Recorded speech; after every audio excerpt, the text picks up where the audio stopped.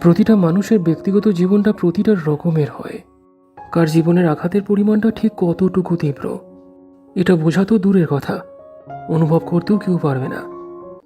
তাই তো কে কিভাবে কখন অথবা কোন কঠিন পরিস্থিতিতে নিজের একমাত্র প্রাণের মানুষটাকে হারিয়েছে, ওই ভুক্তভোগী মানুষটা ছাড়া সঠিক কেউই বুঝবে না আর জানবেও না। তাই বিচারক হয়ে বলছি না, একজন সাধারণ ভুক্তভোগী মানুষ হিসাবেই বলছি, জীবনে যদি প্রাণের মানুষটা নাই বা থাকে সেটা তো নিঃসন্দেহে চরম দুর্ভাগ্য।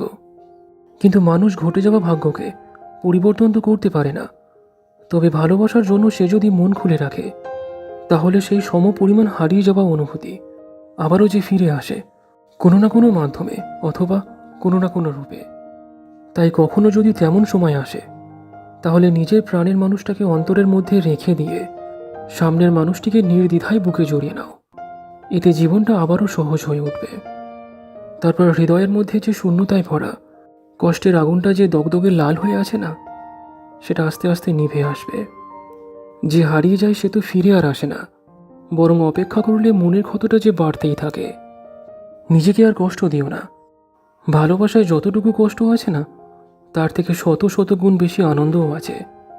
তাই জীবনের নতুন মানুষটাকে নিয়ে আনন্দে থাকো, তাতে করে পুরানো সমস্ত স্মৃতিগুলো আঘাত করা বন্ধ করে দেবে। তারপর ধীরে ধীরে সামনের নতুন মানুষটাই একদিন এক অন্য রূপে আবারও প্রাণের মানুষ হয়ে উঠেছে। তাই জীবনের সাথে মিশতে শেখো, দেখবে জীবন তোমাকে সবকিছু দিয়ে ভরিয়ে দেবে।